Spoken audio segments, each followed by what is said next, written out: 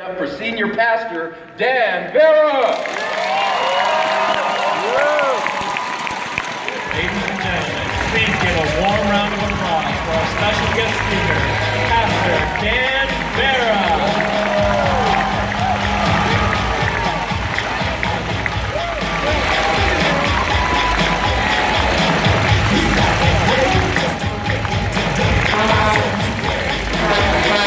I want you to act like you're literally excited about something right now.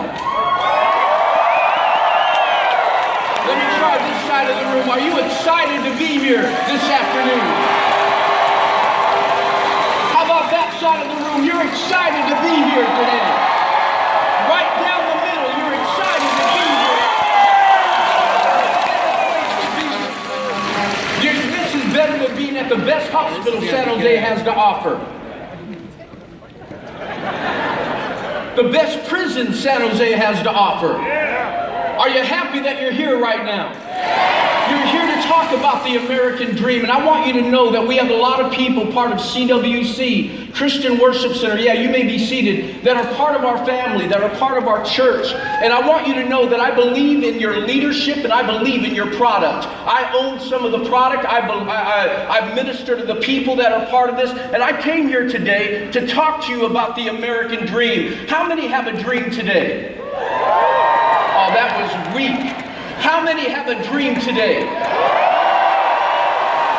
I want you to understand something, that I did not come here as a motivational speaker. I know my calling. I am not a motivational speaker. I'm a transformational speaker. I came here to transform your life. I didn't come here to give you a rah-rah. I came here to give you keys to help you break to another level in life. I came here today to unlock some things in your life, to allow you to get to new levels. So what am I telling you today? I came here today to share with you not just the American dream, because the American dream means so many things to many people. But I want you to check this out real quick. I want you to notice something. I usually have my team take care of this, so you're going to have to work with me when I go through this. These are the 5 5s that you guys say that are your foundation. Yell them out as they come up.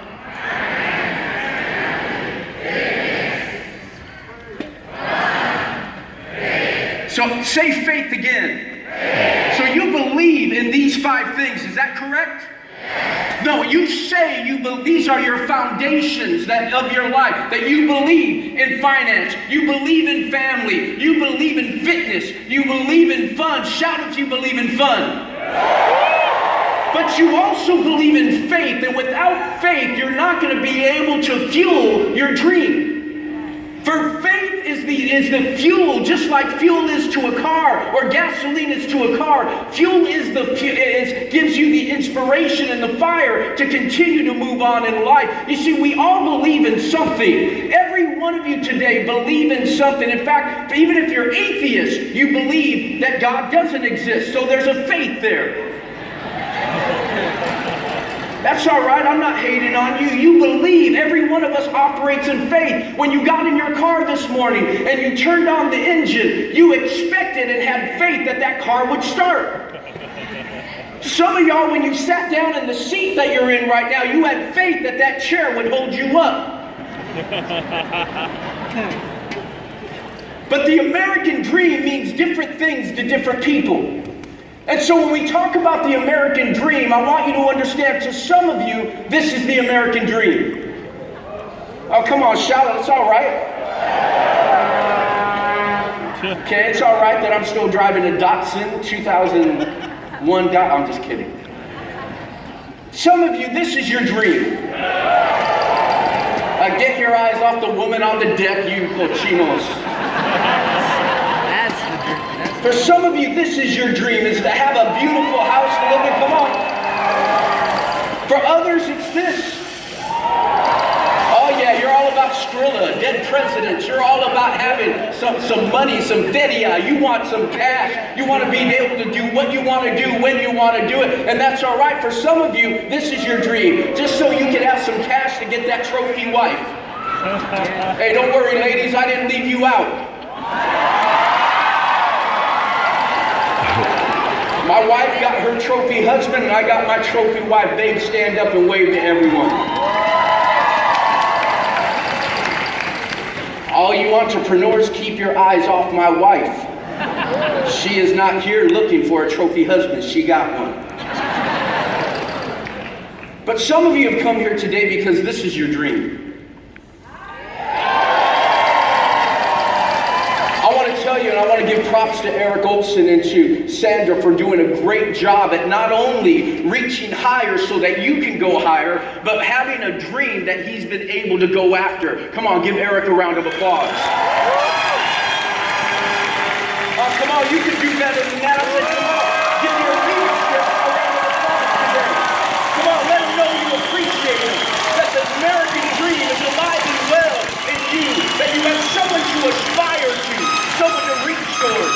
I want you to recognize something though. When we talk about the American dream is not an American right. It's a human right. I don't care what background you come from. I don't care the color of your skin. Dreams do not have a cage. What's a cage? Cage stands for, it doesn't have a color. It doesn't have an age. Okay, I got to remember, I'm the one controlling this, all right? So stay with me. It doesn't have an age, nor does it have a gender. And dreams do not have an economic barrier. Every individual, whether you go to the plains of Alaska or to the tundra of Alaska, or you go out to the bush of Africa, wherever you go, you will find children with a dream in their heart. Why? Because I want you to understand that dreams do not have a cage. They don't have an age. They don't have a color. They don't have an economic background. And I want you to recognize something. To me, I'm speaking for me. The American dream to me means opportunity. You can't blame anyone else for your condition right now. They may have hurt you in the past, but if you allow them to continue to hurt you tomorrow, is your choice. Because the American dream is about opportunity. Everyone say opportunity. The problem is that when we think of opportunity, we think of blessing. But opportunity often comes to us described as a problem or disguised as a problem. And so we're all caught up in the fact that we got all these problems, that we're missing out on the fact that it's through problems that many times are used to get us to new levels. I have a saying in my church and a saying with my staff: we don't have problems, we have opportunities. Because if you could solve a problem in someone's life, you've just found yourself a business. Say it again, Pastor. Listen, if you're not going to encourage me, I'll encourage myself. So opportunity is often described as a problem, but I want you to speak to this. I'm going to stay in my lane today. I'm not going to talk to you about money. I'm going to stay in my lane of faith this morning. And so I want you to recognize that God's primary language is not English. And I'm sorry for all you Latins in here. I'm a Latino. It's not Spanish either. It's not Chinese, it's not Vietnamese, it's not any other linguistic. I want you to know that God's primary language is dreams. That God uses dreams and places dreams inside of us to push us towards our destiny. I want you to notice that God will use your dream to push you towards your destiny. What are you talking about, Pastor? I want you to recognize this, is that your dream is about you, but your destiny is about the world.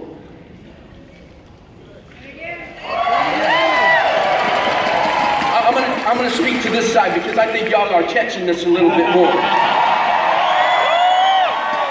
The dream is about you, but the destiny is about the world. Okay, maybe I was wrong. I'm going to come back to the middle section, all right? The dream is about you making money, about you having the boat, you having the house, you having the cash, you having the car. But the destiny is about transforming the world. That's all right. You're slow, but you're worth waiting for. I want you to understand, every one of you in here, that greatness is God's idea for you. It's not your idea. God wired you with DNA to be great. Great. Have you ever seen kids play? What do you see them for Halloween? How many say, yeah, I want to be the drug addict? Hey, can I go to Halloween as the homeless person? the bankrupt individual. You don't see that happening. Why? Because designed and wired into every child is greatness. Your desire for greatness, see, every one of us wants to be a superhero. Every one of us wants to be great. Every one of us, when we close our eyes at night, we see ourselves doing great things. Why? Because God wired you with greatness. Say it again, Pastor. See, greatness is God's idea for your life. And I want to tell you something about dreamers. The Bible is filled with stories, real life stories of people that had dreams. And one of those guys was a man by the name of Joseph. He's not a fictional character. He's a historical character. It's true. And his story is such a powerful story about dreams that I want to share with you. He is the youngest of 12 brothers. The second youngest of 12 brothers has a dream, and he tells this dream to his brothers. And this is what he tells his brothers. He tells them this, that I had this dream. It was great. Now, how many have little brothers, little sisters? How many of you tortured and terrorized them when they were younger? Stop your lying. You know you did. I want you to take a look at this. Is that what happened is he tells them, listen, I had a dream, and this dream was great. I was a star, and all of you guys were stars, but my star stood up, and all your stars bowed down to me. It's wonderful. You know, we were all plants, we were flowers, and all of a sudden my plant stood up, and all your plants bowed down to me. It's a great dream. I want you to understand that through the life of Joseph, I found 4 realities I want to share with you very quickly. I'm going to run through these because of time. Number 1, I want you to understand average people hate dreamers. Say it again, Pastor! Average people hate dreamers. Listen to me. If you need to be liked, if you need to be accepted, don't have a dream. Second thing I found was this, is that it's important that if there are going to be some people that are going to dislike you. In fact, the Bible says that his brothers hated him so much they couldn't speak a kind word to him. And so I want you to recognize and understand that some people are going to hate you just because of the color of your skin. They're going to hate you because of your gender. They're going to hate you because you have big aspirations. They're going to hate you that you've been able to maximize your surroundings. I just want you to understand this. If there's going to be people that are going to hate you, why not have a dream that's worth being hated for?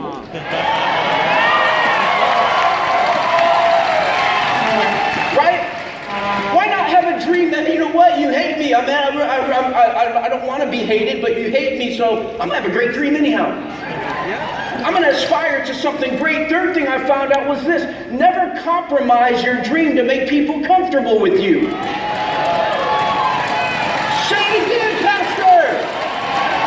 Don't ever compromise your dream so people are comfortable with who you are. You got some old school friends, people from the neighborhood, even family members that look at you because you're here today. Well, go to the park with us, go to the family reunion, and come hang out. What do you have to go to another meeting for? It's because there's a desire inside of you that wants to go higher in life, and that you can't do what everyone else is doing and get to where everyone else is going.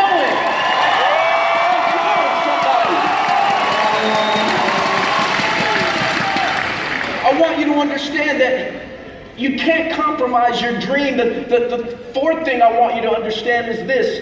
Don't hate your haters. How many have haters in your life?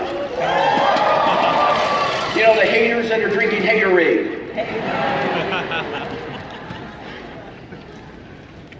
Haters are always putting down your dream, always looking at ways of trying to pull you down. I love the example John Maxwell uses, that all you have to do is catch 2 crabs, and you don't have to put a lid on the bucket. Because as one crab starts crawling out, the other crab will grab the other one and pull it right back down again. And you got some crabby friends or people in your life that are going to hate on you. But I want you to understand, do not hate your haters. They will do more for your dreams than your friends will. You see, when Joseph shared his dreams with his brothers, it got his brothers upset. And so his brothers, you know what they do? This is a dysfunctional family. You think you have dysfunction in your family? His brothers decide to kill him. Now, I know you got that crazy uncle and you got that brother you're always having to support. But these guys were planning to kill their brother. And instead of killing him, they throw him in a pit. And after they throw him in a pit, they decide, why just kill him? Let's make some money off of him. And so they sell him into slavery. The brothers thought that they were killing his dream. But I want you to know that your haters will push you towards your dream and get your dream in motion. Oh, come on. Somebody got to hear what I'm saying. Because your friends are going to try to keep you safe. See, I had a pastor, a friend of mine. In fact, I ended up working with him, and I still work with him today, that when I went to college, he bet against me that I wouldn't graduate. He bet that I wouldn't finish. And so every time I felt like quitting, I saw his face. And so it was the hater that pushed me towards my destiny. Oh, don't give up. Your haters are going to do more for your dreams than your friends will. And so what I love about, how many dreamers are in the house? Oh, no. I want to know how many dreamers are in the house right now. Oh, you believe for something better. You believe for something greater. I want you to understand that dreamers challenge the status quo. Most people hate dreamers because they always ask, why? Everyone say why. Can I make more money? Say why. Can I have my family together? Can I be financially free? Do I have to work for someone else? So I want you to understand something, that why is the language of dreamers. You have to start asking why.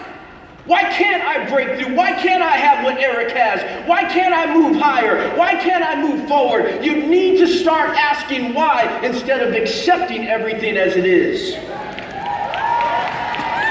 Oh, you know what? If you're going to clap like you mean it this week.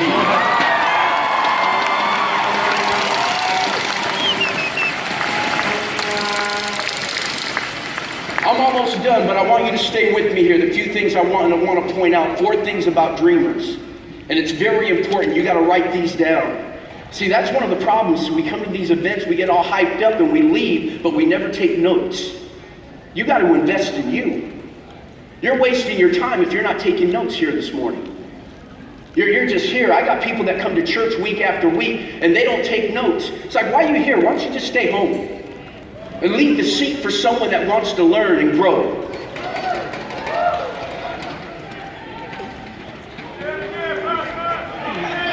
Say it again, Pastor. First thing dreamers have to do is they have to speak it. You've been silent about your dream too long. And when Joseph spoke his dream, many theologians say this: he showed his immaturity by sharing his dream. He never should have shared it. I disagree with them. It was the very fact that Joseph shared his dream that put his dream into motion. Some of you have been too silent about what it is you want to do. And I challenge you today, before you leave this place, that you speak the dream that's in your heart, that you release that passion and that desire and that hope that dwells within you. You know what? I am so far behind on this thing here, I don't even know where I'm at. See, guys, that's why we never carry one of these, okay? Here we go. So you got to speak it. Everyone say speak it. Second thing I want you to recognize, what dreamers do is they maximize what everyone else minimizes. Joseph had the same family, same environment, same resources, same opportunities that everyone else in his family had, yet he had a bigger dream. You've been sitting there complaining, well, if I was this race, if I was this color, if I was this age, if I was from this economic background, I would be able to do more things. You know what? Stop complaining. But we've had it up to here with your complaining. Nobody wants to hear another one of your complaints. No one wants to hear another one of your excuses. No one wants to hear another one of your reasons why the man is holding you down. I want you to recognize is that in order that what Joseph was able to do is he maximized what his brothers had minimized. He had the same opportunities, but he had a bigger dream. Listen to me very closely. What could someone else do with your resources? Oh, you're complaining about your husband. What could someone else do with your man?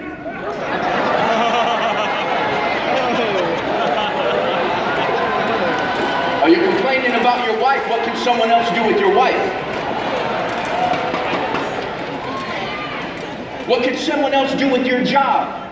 What can someone else do with your talent? What could someone else do with your ability? What could someone else do with your opportunities? You see, you're sitting there complaining about what's holding you back, not realizing that if you would maximize the talents, the giftings, the opportunity, and the environment that you have today, you would be able to excel beyond most people around you.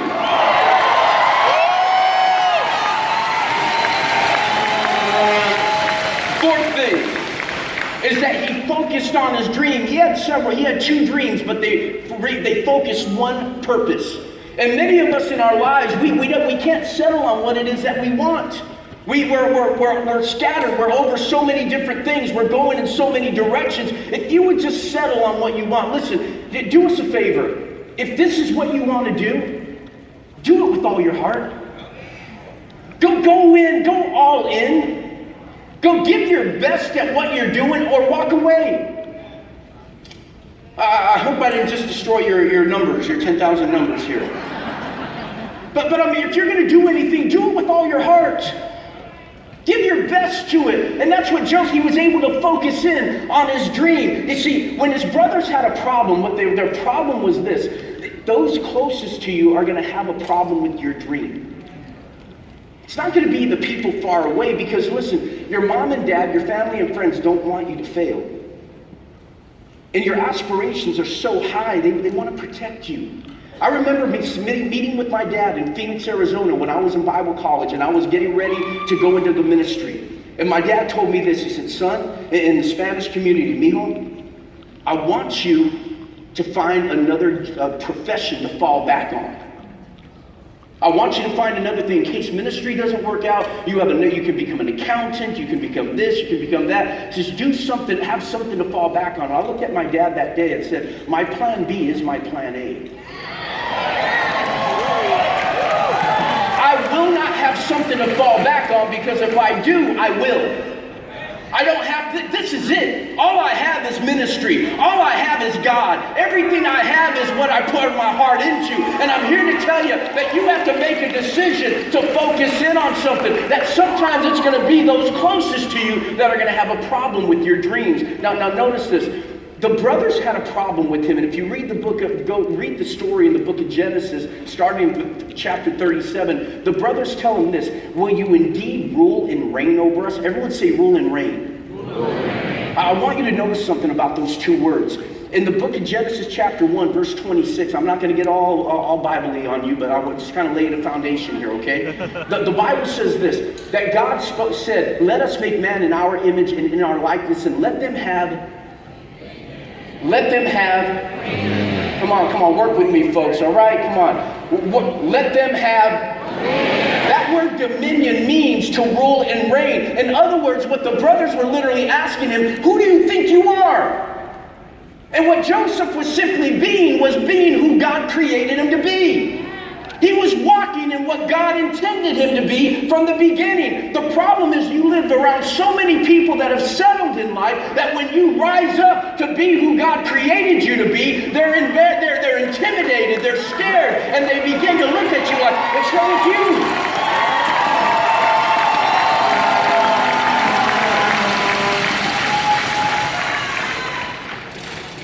God wired mankind to dominate. Everyone say dominate. Dominate. His environment. Not his fellow man. His environment. So wherever you were born, God placed you there with the ability to transform your environment. Stop complaining that you were born on the east side. I love the east side. That's right. I'm from the hood, baby. Yeah.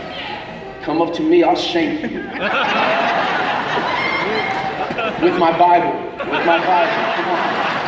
Some of y'all, get your heads out of the gutter. Come on. See, I want you to understand something. There's a principle at work. Everyone say principle. This principle is so important because you don't break principles. Principles break you. And if you miss the principle, you miss out on everything else. And this is the principle. The principle is that at creation, God spoke to the source before he created the substance. Yeah, I'm going there. All right? God spoke to the source. Everyone say source. Before he created the substance. Say substance. All right, so you're going to work with me. Everyone say. Everyone say. And so God always spoke to the source before he created the substance. It's a principle. Because whatever God determined he wanted to make something out of, he had to determine that the quality of the source would be found in the quality of the substance.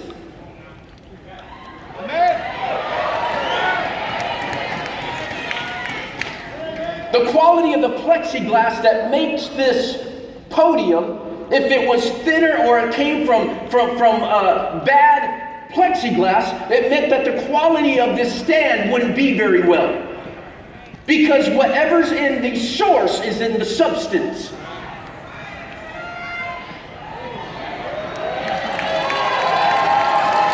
So now listen. Don't. I'm not getting all fired up because I didn't create this. God did. All right. So stay with me on this. All right. I want you to take a look at this principle. I keep pressing the wrong button. The substance cannot survive apart from its source. Come on. Oh, I'm going somewhere. I'm coming, girl. Hang in there in a second here. See, the source and the substance, everything God created by the spoken word. And do you understand that we are created in the image of God? And ladies and gentlemen, whether you believe in God or not, I want you to understand that you too have the power to create environments by the words you speak. The environment in your marriage is a result of the words and the environment you spoke into your marriage. The environment your kids are raised in are the words that you've spoken. And what you are living, the reality you live right now is because of the words or the environment that you've spoken. You see, palm trees don't grow in Alaska because the environment cannot sustain it.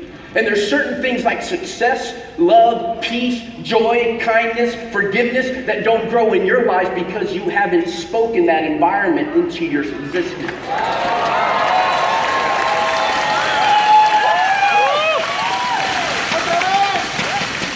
I'm going to close here in a second, so stay with me as I bring this to a close this morning.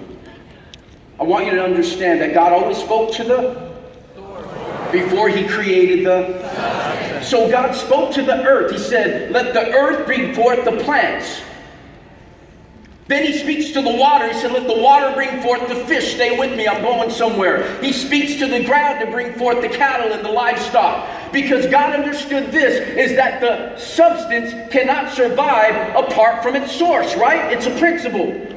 God always spoke to the source before he created the substance. And so I want you to understand something. What happens when I take a plant out of the earth? It what? Okay, if I take a fish out of water, what's going to happen to it? It's going to die. If I take a cow out of the pasture and put him in Walmart's parking lot, what's going to happen to it?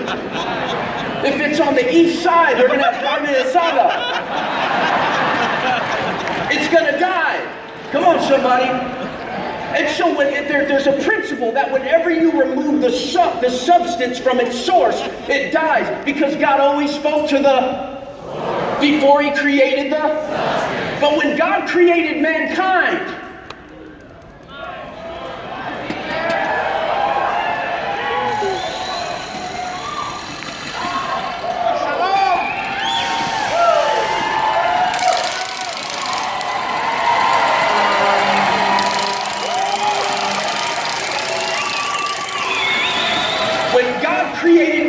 he didn't speak to the earth. He didn't speak to the water. He didn't speak to the ground. He didn't speak to the sky. God spoke to himself and said, let us make mankind in our image and in our likeness.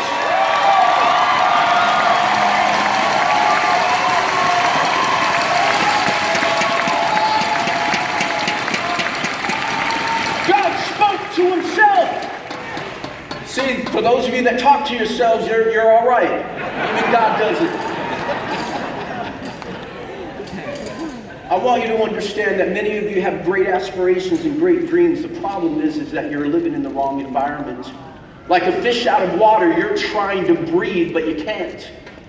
You're like a plant, you're trying to grow, but you have no roots, you have no dirt in your life. Man was created out of God. You have the DNA of God in you. When God, only everything else, he said, let it be, let it be, let it be. But with Adam, God got down on the dust and he formed man out of the dirt and came face to face with him, and he blew his breath into him. You have the breath of God in your lungs. That breath belongs to God. So don't you ever use it to curse someone, to tear someone down. That breath in your lungs belongs to God, and you use it to build people up and to give them hope and dream as well. Come on.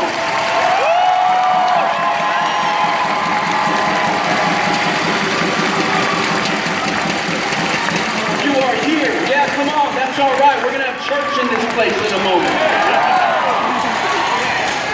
You're here today because you dream of a better you. And you know, I applaud you for that. I wish more people worked on themselves. But the bigger your dream, the bigger the opposition you're going to face. And I want you to notice that if Joseph was here today, Joseph would tell you simply this: I went through the pit, sold into slavery, into Potiphar's house, who was the Secret Service agent for Pharaoh at the time. His wife started looking at me. She thought I was fine and started coming on to me. You know, she was the first desperate housewife. And she made moves on him, but he refused. And that literally she pulled his clothes off of him as he ran out of the room. And as a result, he ends up in prison, falsely accused in prison. But it was in prison that he meets two government officials, and he takes time to invest in their dream. I want you to know that while you're waiting for your dream to come about in your life, start investing into the dreams of those on top of you. Start putting into their dream. Start hoping that their dream comes about. Because when your dream delays, pour into the dreams of others, and you will see your dream come about as well. Come on. One of those government officials remembers and goes and tells Pharaoh, man, I blew it. There's this guy that can help you with the dream you had. And Joseph came up with an investment strategy that helped the current country through an economic crisis. I want you to understand, in each and every one of you is the answer to what our country's facing today. If you would just be bold enough to dream. What am I telling you as we close? Your assignment today is your audition for greatness tomorrow. Stop complaining. Stop complaining about what you're facing. And take your assignment and get things done, because someone's watching you. See, listen, folks. Joseph ends up having his dream come true. His brothers are kneeling before him, but he realizes that the dream is bigger than that. He was there to save the world from famine. God will use your dream to push you to your destiny. And I want you to understand, it's time to stay the course. What's your dream? I hope that's Jesus. Yes, Lord. All right, we'll answer, Lord. Your day job is your audition for your dream job. And so I want you to stay the course. Listen, I got 1 minute left, and I want to use every second I have with you wonderful people. Thank you for being so generous and so kind to listen to me. I want you to understand, I shouldn't be here today.